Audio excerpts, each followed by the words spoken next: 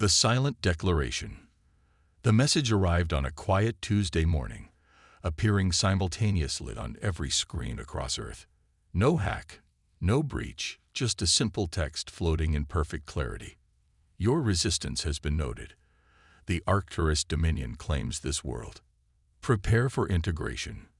Dr. Sarah Chen stood in her laboratory at the Planetary Defense Initiative, watching the message pulse softly on her holographic display. Unlike the panic erupting in cities worldwide, she felt an eerie calm. For 15 years, she had warned the world about this possibility. Not of aliens existing, but of aliens noticing us. Now, as head of Earth's quantum defense research, her theoretical preparations would be put to the test. The Arcturus Dominion wasn't a complete unknown. Earth's deep space monitoring stations had detected their massive empire at the edges of our galaxy, but most dismissed them as too distant to pose any threat. Their civilization spanned thousands of star systems, and their technology seemed to border on the miraculous. They had never shown interest in Earth before, until now. Dr. Chen. Emergency Council meeting in 5 minutes, her AI assistant announced. Sarah gathered her tablets and hurried through the underground facility's sterile corridors. The PDI's headquarters, buried beneath the Rocky Mountains, had been built for exactly this scenario. Humanity's first contact with a hostile alien force. In the council chamber, military leaders and scientists from every major nation sat in tense silence. General Marcus Wong, the PDI's commander, stood at the central podium. The Dominion's message was just the beginning. He announced, his voice grave. Our quantum sensors have detected massive energy signatures approaching from the Kuiper Belt. They're not hiding their approach. They want us to see them coming. Sarah's hands tightened around her tablet as the holographic display showed the incoming fleet. Hundreds of ships, each larger than Earth's largest cities, moving with impossible precision through space. But something about their approach bothered her. It was too obvious, too theatrical. They're showing us their strength. She spoke up, drawing every eye in the room. But why warn us at all? A civilization this advanced could have struck without warning. They're giving us time to prepare. Either they're overconfident, or there's something else we're missing. The room erupted in discussion, but Sarah's mind was already racing ahead. The Dominion's technology relied heavily on quantum mechanics. Their ships seemed to bend space itself.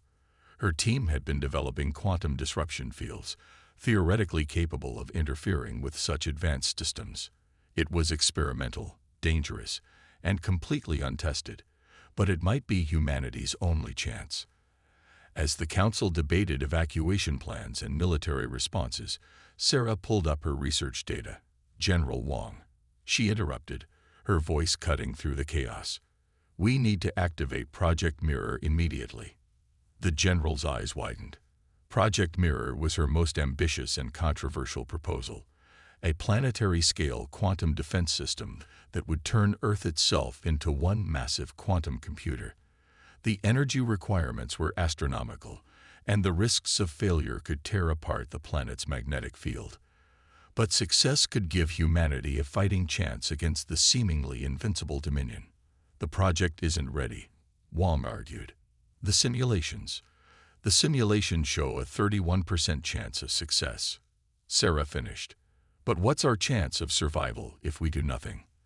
The Dominion has conquered thousands of worlds. No conventional defense has ever stopped them. We need to try something they've never seen before. As if to emphasize her point, new data flowed across the screens. The Dominion fleet had reached Jupiter, their massive ships using the gas giant's gravity to accelerate toward Earth.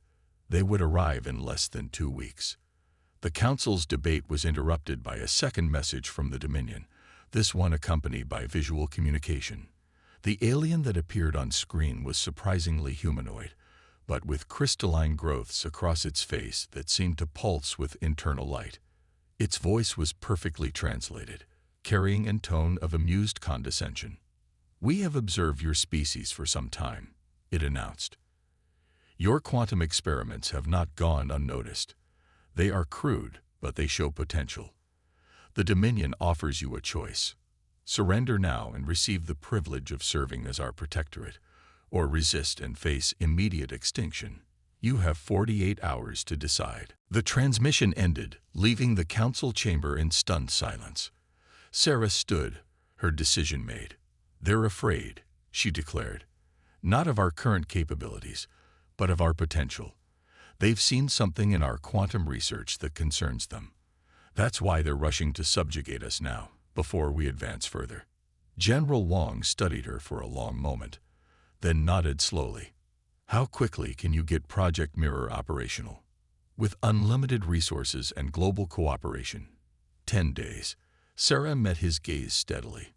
"We'll need every power plant on Earth, every quantum computer, and every scientist capable of understanding the principles involved."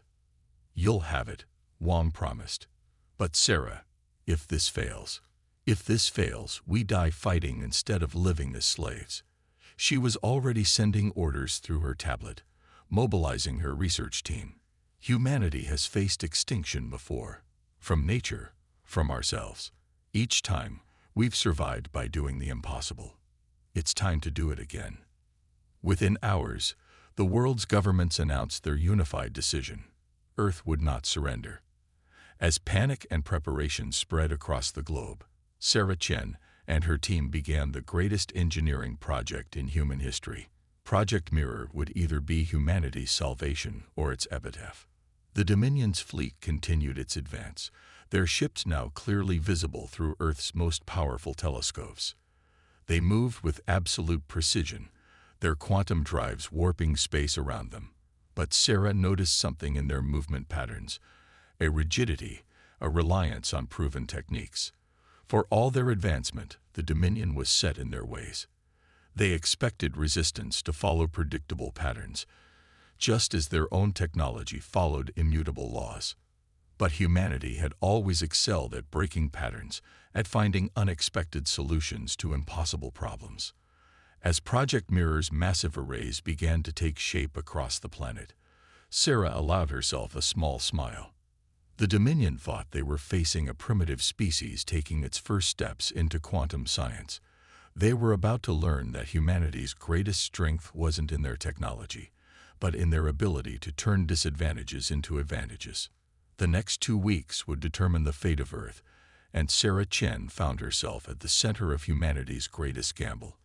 As she worked through endless equations and oversaw the construction of Project Mirror's primary nodes, she couldn't help but wonder, when the dust settled, would humanity be remembered as the species that finally stood up to the Dominion, or as just another failed resistance against their unstoppable expansion? The answer would come soon enough.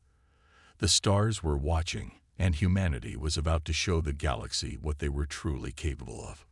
Project Prometheus. The global power grid groaned under the unprecedented demand as Project Mirror's quantum arrays drew energy from every corner of Earth.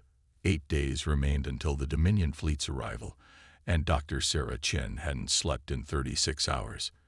In the PDI's main control room, she watched as another simulation ended in catastrophic failure. "The quantum field is still collapsing at the planetary scale," her assistant director, Dr. James Rodriguez, reported. Dark circles under his eyes matched her own. "We can't maintain stability across all nodes simultaneously." But Sarah had noticed something in the simulation data. "Look at the failure pattern." She pointed to the holographic display. "It's not random. The field collapses in a spiral pattern, starting from the poles. What if we work with that pattern instead of fighting it?" The idea struck her like lightning. The Dominion ships used quantum drives that bent space, but space wasn't uniform around Earth. The planet's magnetic field, its rotation, its very mass created natural distortions. Project Mirror didn't need to create a perfect quantum field. It needed to create one that worked with Earth's natural properties. As Sarah explained her theory to the team, a new alert flashed across their screens. The Dominion's advanced scouts had entered the solar system, 3 sleek vessels moving faster than anything humanity had ever built. They were coming to assess Earth's defenses, to gauge how serious the resistance would be. General Wong entered the control room, his uniform immaculate despite the crisis. "Those scouts will report everything they find," he said. "We need to show them either overwhelming strength or apparent weakness. Nothing in between will help us." "Show them nothing," Sarah countered. "Project Mirror's primary arrays are underground or disguised as conventional facilities. Let them see our traditional defenses, our missiles and fighters.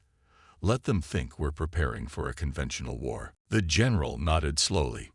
"Make them overconfident. But Dr. Chen, if Project Mirror fails, those conventional defenses are all we'll have." Sarah turned back to her calculations. "Then we'll make sure it doesn't fail." The scout ships spent 2 days probing Earth's defenses, easily evading the missiles and interceptors launched against them. They scanned every military installation, every power plant, every significant technological facility. But Project Mirror's true nature remained hidden, its components disguised as mundane infrastructure or buried deep beneath the Earth's surface. In her rare breaks from work, Sarah watched news broadcasts from around the world. Despite the impending invasion, humanity had not descended into chaos. Instead, a remarkable unity had emerged. Former enemies shared resources and information. Scientists from traditionally rival nations collaborated freely. The entire human race was working together, driven by a common purpose. But not everyone believed resistance was the answer. A growing movement advocated accepting the Dominion's offer of protectorate status. They argued that serving the aliens was better than risking extinction. Sarah understood their fear, but she had seen something in the Dominion's messages that convinced her surrender wasn't an option. They didn't want subjects. They wanted servants. Any species that accepted their rule was permanently relegated to second-class status. 6 days before the main fleet's arrival, Sarah's team achieved their first successful simulation. Project Mirror's quantum field held stable for a full minute, creating a planetary-scale disruption effect that could theoretically disable the Dominion's quantum technology. But 1 minute wouldn't be enough, and the power requirements were staggering. "We need to double the power output," Sarah announced to the Global Science Council. "Every fusion reactor, every solar farm, every source of energy we have needs to be dedicated to this. The civilian infrastructure can't handle that level of power drain," one of the council members objected. "We're already seeing brownouts in major cities. Better a few days without power than an eternity under Dominion rule." Sarah countered. "We only need enough power to repel their initial assault. After that, well, either we'll have proven our strength, or we'll be dead." The council approved her request, and Earth's entire industrial capacity was redirected to support Project Mirror. But as the preparations continued, Sarah couldn't shake a nagging worry. The Dominion had conquered thousands of worlds, likely facing similar resistance on many of them. What made Earth think they could succeed where so many others had failed? The answer came from an unexpected source. During a rare break, Sarah found herself in the PDI's cafeteria, watching a group of young engineers working on power distribution problems. They weren't following standard procedures or established theories. Instead, they were combining ideas from different fields, trying solutions that seemed absurd on paper but somehow worked in practice. That was humanity's true strength, not their technology or their resources, but their creativity, their ability to think beyond conventional boundaries. The Dominion, for all their power, seemed to rely on proven methods and established patterns. Humanity, in contrast, excelled at improvisation and unconventional thinking. 4 days before the fleet's arrival, the scout ships departed, presumably to report their findings to the main fleet. Sarah's team used the respite to make final adjustments to Project Mirror systems. The quantum field was now stable for up to 5 minutes in simulations, and they had developed a rotating power distribution system that might allow them to extend that duration indefinitely. But their time for preparation was running out. Long-range sensors showed the Dominion fleet had passed Mars' orbit, their massive ships now clearly visible from Earth. The sight was both terrifying and awe-inspiring. Thousands of vessels moving in perfect formation, each one carrying enough firepower to level a continent. In the PDI's command center, Sarah ran through final checks on Project Mirror systems. The quantum arrays were charged and ready, the power grid was holding steady, and every major city on Earth had been evacuated. Now they could only wait and hope that humanity's greatest gamble would pay off. As she stared at the approaching fleet, Sarah remembered something her grandmother had told her years ago. Humanity's greatest moments don't come from our strength, but from our refusal to accept defeat.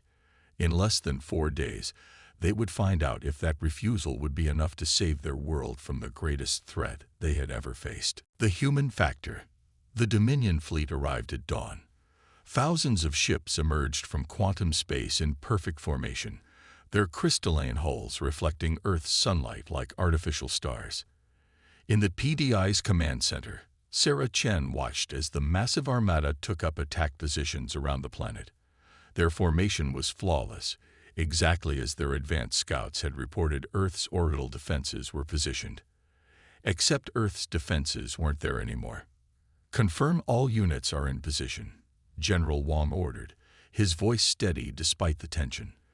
On the tactical display, hundreds of stealth satellites and defense platforms showed their status, all of them relocated during the past 48 hours to positions the Dominion scouts hadn't seen. The enemy fleet's perfect formation was now attacking empty space. "Project Mirror is charged and ready," Sarah reported, monitoring the quantum field generators. "Power grid is stable. We're getting clean readings from all nodes." She didn't mention that they'd never tested the system at full power. There hadn't been time. The Dominion's first broadcast came exactly as expected. The same crystalline-faced alien appeared on their screens, its voice carrying that familiar tone of condescension. "Your time has expired. Surrender now, and we will be merciful. Resist, and we will reduce your cities to ash." General Wang's reply was brief. "We choose to resist." The Dominion ships opened fire immediately, their quantum-powered weapons targeting the locations where Earth's defenses should have been. Instead, their energy beams struck nothing but empty space, their perfect coordination wasted on an obsolete tactical map. "They're recalibrating," Sarah observed, watching the enemy fleet's movement patterns. "Their response time is incredible, but they're still following standard protocols, just like we predicted." The Dominion ships began to adjust their positions, their formation shifting to address the actual locations of Earth's defenses, but they were still reacting according to their tactical doctrine, moving in ways that would have been devastatingly effective against a conventional enemy. Earth's response was anything but conventional. "Activate Project Mirror," General Wang commanded. "Full power to all nodes." Sarah entered the activation sequence, her fingers flying over the controls. Across the planet, hidden quantum field generators hummed to life. The power grid strained as energy was channeled into the largest quantum device ever built by human hands. For a moment, nothing seemed to happen. Then the readings on Sarah's display began to spike. "Quantum field is forming," she reported. "Stability at 60% and climbing." The Dominion fleet's perfect formation suddenly wavered. Their quantum drives, which relied on precise manipulation of spacetime, began to encounter unexpected distortions. Project Mirror wasn't trying to shut down their technology. It was introducing chaos into their quantum systems, turning their own precision against them. "Their ships are losing quantum coherence," Sarah announced, unable to keep the excitement from her voice. "The field is working exactly as theorized." On the tactical display, they watched as the mighty Dominion fleet began to struggle. Ships that could normally move with impossible precision were now fighting against unpredictable spatial distortions. Their quantum weapons, calibrated for perfect accuracy, began to miss their targets as Earth's artificial quantum field interfered with their targeting systems. But the Dominion adapted quickly. Their ships began to switch to conventional drives and weapons, abandoning their quantum systems rather than risk them being turned against them. It was exactly what Sarah had predicted and planned for. Phase 2, General Wang ordered. Earth's defense platforms and satellites began their own attack, not with advanced energy weapons or quantum technology, but with simple kinetic projectiles. Masses of metal accelerated to incredible speeds. The Dominion ships, their quantum shields disabled by Project Mirror, were forced to rely on conventional defenses against this primitive but effective assault. Their armor is holding, Sarah noted, but they're burning through power trying to maintain position without their quantum drives. Exactly as planned. The battle continued for hours, with the Dominion fleet struggling to engage an enemy that refused to fight according to their expectations. Earth's defenses were mobile and unpredictable, striking from unexpected angles and retreating before the aliens could effectively respond. It wasn't a decisive victory.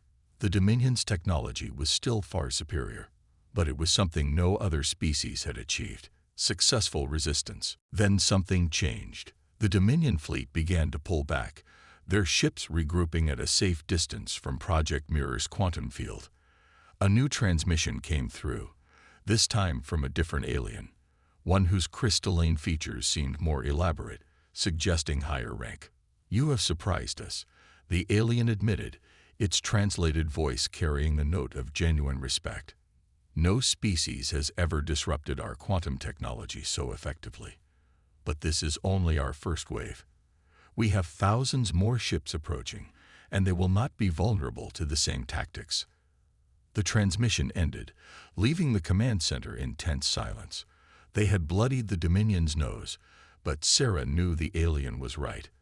Their next attack would be different. Project Mirror had worked better than they dared hope, but it had also shown the Dominion exactly what they were capable of. "How long can we maintain the quantum field?" General Wong asked. Sarah checked her readings. "The power grid is stable, but we're seeing stressed fractures in some of the nodes. We can keep it running for maybe another 48 hours at this level. After that, we'll need to shut down for repairs. Then we have 48 hours to find a new way to surprise them." The general turned to his tactical staff.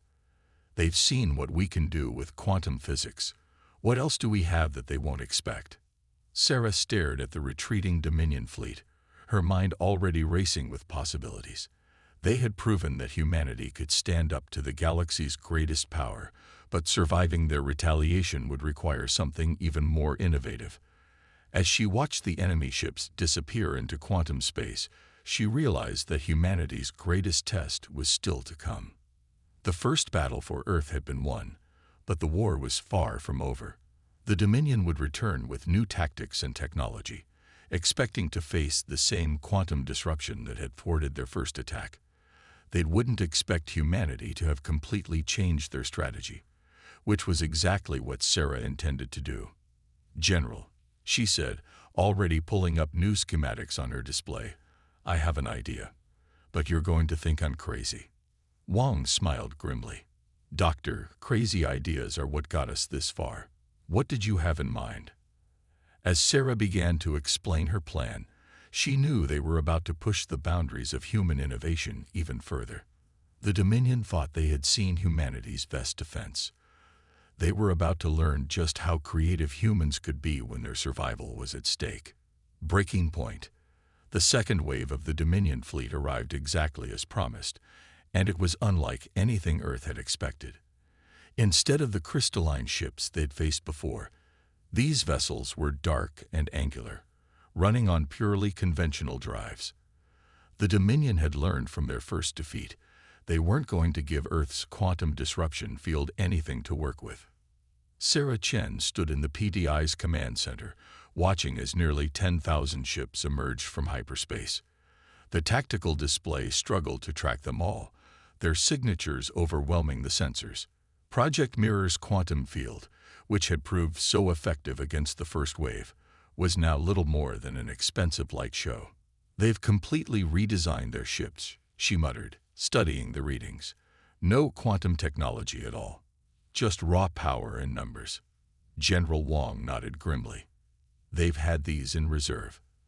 The Dominion's been conquering worlds long enough to have contingencies for everything." He turned to his tactical officers. "Status of the new defense system." "Prototype is ready," the chief engineer reported. "But we've only had time to build 3 units. We needed weeks, not hours.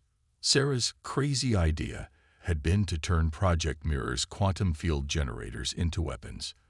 Instead of creating a planetary disruption field, the modified generators could focus their effect into tight beams, theoretically capable of tearing apart any matter they touched.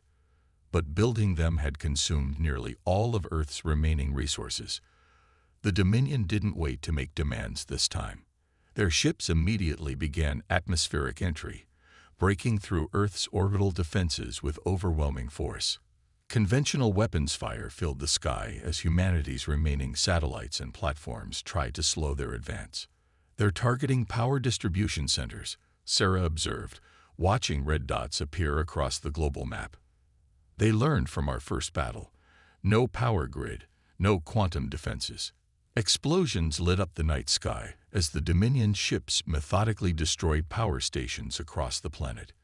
Project Mirror's remaining nodes went dark one by one as their power supply was cut off. Earth's carefully planned defense was being systematically dismantled. "We're losing the quantum field," Sarah reported, her fingers flying over the controls as she tried to reroute power through backup systems. "Without the main generators, we can't maintain coverage." The Dominion's ground forces began to land. Massive dropships descending through the atmosphere, carrying armies of mechanized infantry. Their tactics were brutally efficient, targeting military installations and infrastructure with precision strikes. They weren't trying to destroy Earth. They wanted to break humanity's ability to resist. In the PDI's underground bunker, Sarah and her team worked frantically to bring their prototype quantum weapons online. The facility's fusion reactor, isolated from the main power grid, gave them enough energy for one shot at their desperate plan. "First wave of ground forces is approaching the Rocky Mountain defense line," General Wong announced. "They'll reach the facility in less than an hour." Sarah looked up from her work. "We need more time. The targeting system isn't calibrated yet." "Time is something we don't have, Doctor." Wong pointed to the tactical display, where more Dominion ships were entering the atmosphere. "Their second wave of ground forces will be here in 30 minutes, if your weapons aren't ready by then." He didn't need to finish the sentence. Everyone knew what failure meant. The battle for Earth's surface was unlike anything in human history. The Dominion's forces moved with mechanical precision, their advanced armor shrugging off conventional weapons fire. Earth's military fought back with everything they had, but they were facing an enemy that had conquered thousands of worlds. Then something unexpected happened. As the Dominion forces approached major population centers, they encountered not organized military resistance, but chaos. Civilians who had supposedly been evacuated emerged from hiding, not to fight, but to create confusion. Streets that had been empty suddenly filled with people, vehicles, and noise. The Dominion's perfect tactical formations, designed to counter military opposition, began to falter in the face of unpredictable civilian activity. Their sensors, calibrated for weapons and soldiers, struggled to track thousands of random heat signatures and movement patterns. "They're buying us time," Sarah realized, watching the tactical displays. Every civilian out there knows they're risking their lives, but they're doing it anyway. The spontaneous resistance wasn't planned. It was humans doing what they did best, adapting and improvising in the face of overwhelming odds. The Dominion's forces, despite their superior technology and numbers, found themselves bogged down by the sheer chaos of urban warfare. But it wouldn't be enough. The aliens were still advancing, still systematically destroying Earth's infrastructure. In the PDI facility, Sarah's team finally got their prototype quantum weapons online, just as the first Dominion ground forces reached the outer defense perimeter. "All 3 units are charged," Sarah reported. "But we only have enough power for a few shots each. We have to make them count."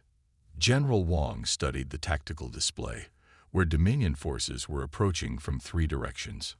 "Target their command units. If we can disrupt their coordination." The facility shook as the first Dominion bombardment struck the mountain above them. Dust fell from the ceiling as the bunker's reinforced walls absorbed the impact. They were out of time. Sarah activated the targeting system, watching as the quantum weapons locked onto the largest Dominion vehicles. The weapons hummed to life, drawing enormous power from the facility's reactor. Everything they had learned about quantum physics, everything they had discovered in their desperate resistance, had led to this moment. "Fire," General Wong ordered. The quantum beams lashed out, invisible to the naked eye, but devastatingly effective. Where they struck, matter simply ceased to exist, not destroyed, but torn apart at the quantum level. The Dominion's advanced armor, designed to resist conventional and energy weapons, offered no protection. 3 shots, 3 targets eliminated. The Dominion's advance faltered as their command units disappeared, leaving gaping holes in their formation. But they quickly adapted, spreading out to present smaller targets, and continuing their advance with seemingly endless reinforcements. "Reactors drained," Sarah announced. "We need 15 minutes to build up another charge." "We don't have 15 minutes," Wong replied, watching as more Dominion forces approached the facility. "But we've proved the weapon works. Send the data to the backup sites. If we fall, others will know how to build them." Sarah began the transmission, but something about the Dominion's reaction bothered her. They were advancing more cautiously now, almost as if. "Wait," she said, studying the sensor readings more closely. "Something's wrong. Their energy signatures have changed." The Dominion forces surrounding the facility were giving off unusual readings, quantum fluctuations that shouldn't have been possible with their new, conventional technology. Sarah's eyes widened as she realized what it meant. "They're not just adapting to us," she said. "They're learning from us. Those aren't conventional drives anymore. They're trying to replicate our quantum technology, but they're doing it wrong. They don't understand the principles. They're just copying what they saw." A plan began to form in her mind, a desperate, possibly suicidal plan, but one that might give Earth a chance. The Dominion thought they had humanity beaten, that they had countered everything Earth could throw at them. But there was one thing they hadn't counted on: humanity's ability to turn their own strengths against them. "General," Sarah said, her fingers already moving across the controls, "I need to make some modifications to these quantum weapons, and I need you to get a message to every resistance cell still fighting. When I give the signal, I want them to activate every piece of quantum technology we have left. Everything, all at once." Wong looked at her questioningly. "Doctor, what are you planning?" Sarah allowed herself a grim smile. "I'm planning to show the Dominion why copying technology you don't understand is a very, very bad idea." The facility shook again as another bombardment struck the mountain. Time was running out, but Sarah had seen something in the enemy's adaptation that gave her hope. The Dominion's greatest strength, their ability to analyze and copy advanced technology, was about to become their greatest weakness. Earth's darkest hour was about to become its finest moment, but only if Sarah's desperate gamble paid off. As she worked to modify the quantum weapons, she couldn't help but wonder, would this be remembered as humanity's last stand, or as the day they changed the balance of power in the galaxy forever? Paradigm shift. Sarah Chen's fingers flew across the control panel as another explosion rocked the PDI facility. The Dominion forces were less than 5 minutes from breaching the outer defenses, but she barely noticed. All her attention was focused on the quantum readings from their forces, readings that shouldn't have been possible. "The signal is ready," she announced, double-checking her calculations one final time. "Every remaining quantum device on Earth is linked to our network. When we trigger this, there's no going back." General Wong nodded grimly. "And you're sure this will work?" "The Dominion copy our quantum technology without understanding the underlying principles," Sarah explained, watching as more enemy signatures appeared on their sensors. "They saw what we did with Project Mirror and tried to replicate it, but they're treating it like any other weapon system. They don't realize that quantum mechanics doesn't work that way." The facility shook again, harder this time. Warning lights flashed as the outer defensive perimeter was breached. The Dominion's ground forces were inside the mountain now, their heavy weapons cutting through reinforced walls like paper. "All resistance cells report ready," Wong's communications officer announced. "They're standing by for the signal." Sarah took a deep breath. Everything they had learned about the Dominion, every observation and theory, had led to this moment. The aliens were methodical, precise, and incredibly adaptive. But that adaptation was mechanical, based on analyzing and copying what they observed. They didn't innovate. They replicated. "Send the signal," she ordered. "All units activate their quantum devices now." Across the planet, in hidden bunkers and secret facilities, every remaining piece of quantum technology humanity had built came online simultaneously. Project Mirror's surviving nodes, the prototype weapons, even small-scale research devices, all of them activated at once, creating a complex web of overlapping quantum fields. At first, nothing seemed to happen. The Dominion forces continued their advance, their copied quantum technology giving them an edge that even Earth's desperate resistance couldn't match. Then Sarah activated the modified signal from the PDI facility. The effect was instantaneous and devastating. The Dominion's copied quantum technology, already unstable due to their incomplete understanding, began to resonate with Earth's quantum network. But instead of creating the controlled effect the aliens intended, it created a cascade of quantum interference patterns. Their carefully replicated systems, lacking the fundamental safeguards that Earth's scientists had developed through years of research, began to collapse. "Their quantum fields are destabilizing," Sarah reported, watching the sensor readings with a mixture of awe and horror. "The resonance is spreading through their entire network." On the tactical displays, they watched as Dominion ships and ground forces suddenly lost power. Their copied quantum technology, which they had integrated throughout their military systems, was turning against them. Vehicles crashed, weapons failed, and communication systems went dark. But the effect didn't stop there. The quantum resonance spread from unit to unit, ship to ship, creating a chain reaction that the Dominion's automated systems couldn't contain. Their entire invasion force was being torn apart by the very technology they had tried to steal. "Send the message," Sarah told General Wong, "while they can still receive it." The general nodded and activated the emergency broadcast channel.